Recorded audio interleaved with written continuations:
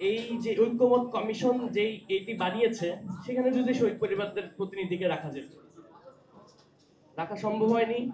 তার চেয়েও বেশি আমরা সম্মানিত হতাম যদি জুলাই ঘোষণাপত্র যখন তৈরি করা হয়েছে সেখানে যদি শহীদ পরিবারের প্রতিনিধিদেরকে অথবা আহত প্রতিনিধিদেরকে রাখা যেত। সেটাও সম্ভব হয়নি। আমরা আরো বেশি সম্মানিত হতাম 5ই আগস্টের পরে যখন সরকার গঠন হয়েছে, সেখানে যখন সরকার শপথ নিয়েছে, শপথের নেওয়ার যারা শপথ নিয়েছে তাদের সামনে যদি শহীদ পরিবারের কিছু অংশ এবং আহতর কিছু অংশ যদি সেখানে উপস্থিত থাকা যেত, সেটাও সম্ভব হয়নি। তো আমার মনে হয় মানুষ আসলে জুলাই আগস্ট গণঅভ্যুত্থানের যে বিপ্লবের যে উত্তাপটি, সেই উত্তাপটি থেকে বঞ্চিত হয়েছে সেই 5ই আগস্ট পরের যেদিন সরকার শপথ নিয়েছে সেদিনই। কারণ আমাদের ভাইরা রক্ত দিয়েছে, আন্দোলন করেছে রাস্তার, সেই উত্তপ্ত পরিবেশের মাঝে তারা আন্দোলন করেছে। কিন্তু এই বিপ্লবের পরে যে সরকার এসেছে, সেই সরকার শপথ নিয়েছে এসি রুমে বসে। সেই সরকার সেই বঙ্গভবনের এসি রুমে বসে শপথ নিয়েছে। তাদের উচিত ছিল বঙ্গভবন থেকে বেরিয়ে এসে রাস্তার মধ্যে অথবা শহীদ মিনারের মধ্যে শপথটি নেওয়া। তাহলে আমার মনে হয় এই উত্তাপটি বোঝা যেত। আমরা কয়েকদিন আগে দেখেছি যে কোন এক স্বনামধন্য সাংবাদিক বলেছে যে বিপ্লবীদের রক্তের কথা বলে একটা অট্টহাসি দিয়েছে। তিনি এই অট্টহাসি কেন দিয়েছে? কারণ তিনিও এই জুলাই আগস্ট গণঅভ্যুত্থানের উত্তাপটি বুঝতে পারেনি, এবং এই অট্টহাসির মাধ্যমে তিনি যে কুলনেস দেখিয়েছে, এই কুলনেস দেখানোটাই ওনার কাছে স্বাভাবিক মনে হয়েছে। কারণ এই উত্তপ্ত রাস্তায় যদি সরকার নেমে এসে শপথ নিত, তাহলে হয়তো বা এই উত্তাপটি বোঝা যেত। তো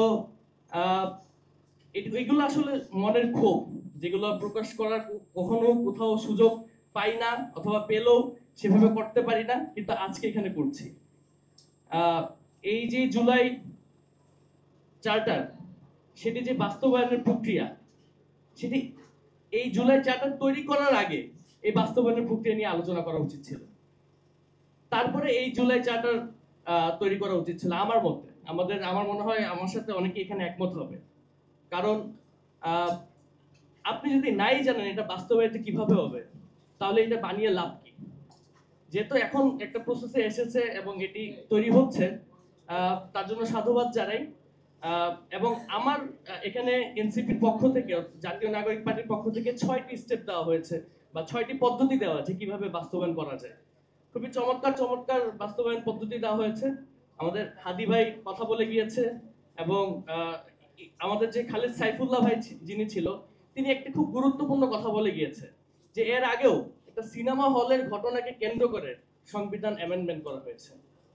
তো আমাদেরকে তো এই জিনিসটা আগে ক্লিয়ার করতে হবে যে এটি কোন পরিস্থিতিতে এটি অ্যামেন্ডমেন্ট করা যাবে এবং কোন পরিস্থিতিতে এটি অ্যামেন্ডমেন্ট করা যাবে না। তো আমার মতে সবাই নির্বাচনের জন্য এখন মুখী হয়ে রয়েছে। সবাই চায় ক্ষমতার হস্তান্তর হোক বা ক্ষমতার পালাবদল হোক, কিন্তু আমার মতে জুলাই চার্টার নিয়ে সর্বপ্রথম একটি গণভোট করা প্রয়োজন। এটি নির্বাচনের আগেই করা প্রয়োজন, এবং গণভোটের মাধ্যমে জনগণের এই স্বীকৃতিতে নেওয়া প্রয়োজন যে এই জুলাই চার্টারের আসল স্বীকৃতি কি। এই গণভোটের মাধ্যমে যে ফলাফল আসবে, জনগণের মতামত দেওয়ার পরে যে ফলাফল আসবে, সেই ফলাফলের ভিত্তিতে নতুন নির্বাচন হওয়া উচিত, এবং নতুন নির্বাচনে যে ক্ষমতার পালাবদল, সেই পালাবদল হওয়া উচিত। কারণ যারা ক্ষমতা নিবে বা যারা দায়িত্বে আসবে, তাদের তো আগে জানতে হবে যে তাদের দায়িত্ব আসার পর তাদের কার্যক্রম কি, এবং এই জুলাই চার্টার তারা বাস্তবায়ন তারা কিভাবে বাস্তবায়ন করবে। তো এখানে অনেক সম্মানিত ব্যক্তিগণ উপস্থিত রয়েছেন, অনেক এই জুলাই চার্টার অথবা বাস্তবায়ন প্রক্রিয়া নিয়ে অনেক গবেষণা করে এসেছে। এখানে এসে আমি যতটুকু শিখেছি, এই জুলাই চার্টার গঠনের পুরো প্রক্রিয়া আমি অনলাইন বলেন, সোশ্যাল মিডিয়া বলেন, দেখে আমি অত কিছু শিখতে পারিনি। তাই অসংখ্য ধন্যবাদ জানাচ্ছি জাতীয় নাগরিক পার্টির নেতৃবৃন্দদেরকে, এবং আমরা আশাবাদী এই জুলাই চার্টারের মাধ্যমে এই আমাদের শহীদ পরিবারদের এবং আহতদের নিরাপত্তা নিশ্চিত হবে। সর্ববেশি যেটা আমরা চাই সেটা হলো বিচার। নিরপেক্ষ, সত্য প্রকাশে আপোষহীন।